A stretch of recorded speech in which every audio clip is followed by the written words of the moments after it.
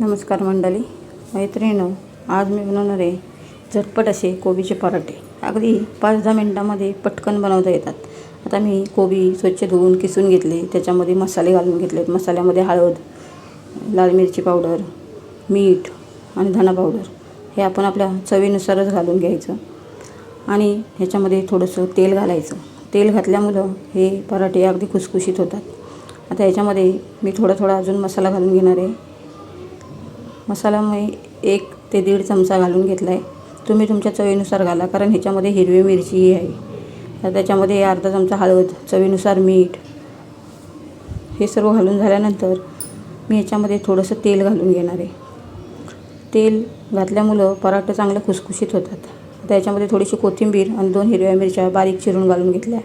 नंतर ह्याच्यामध्ये आता मी पीठ घालून घेणार आहे। गव्हाचं पीठ, फक्त गव्हाच्या पिठाचे जे पराठे मी बनवणार आहे।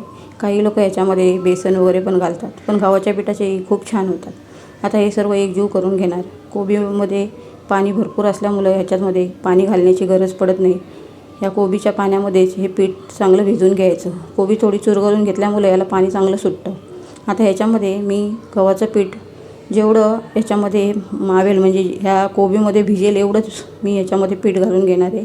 वर पाणी अजिबात नाही लावायचं, मग हे पराठे अगदी चांगले कुरकुरीत होतात। अशा प्रकारे घट्टसर पीठ मळून घ्यायचं।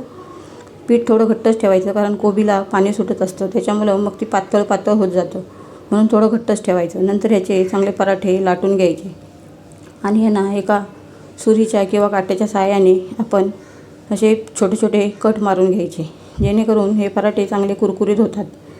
आता आम्ही पराठा चांगला लाटून घेतल्यानंतर ह्याच्यावरती सुरीने मी छोटे कट मारून घेणार आहे। कट मारल्यामुळं पराठे पटकन भाजले जातात आणि कुरकुरीत होतात। आता हे कट मारल्यानंतर आता मी हे पराठे चांगले खरपूस असे भाजून घेणार आहे। तेल, तूप काहीही तुम्ही जे लावत असाल ते लावून हे पराठे अगदी खरपूस भाजून घ्यायचे। तर हे पराठे दोन्ही बाजूने चांगले खरपूस भाजून घेतल्यानंतर तुम्ही चहाबरोबर किंवा काही सॉस वगैरे असला त्याच्याबरोबरही खाऊ शकता। अगदी पटकन होतात। सकाळी आपल्याला ब्रेकफास्टसाठी एकदम बेस्ट उपाय। अशा प्रकारे एकदा नक्कीच बनवून बघा आणि रेसिपी आवडली तर लाईक, शेअर, सबस्क्राईब करा।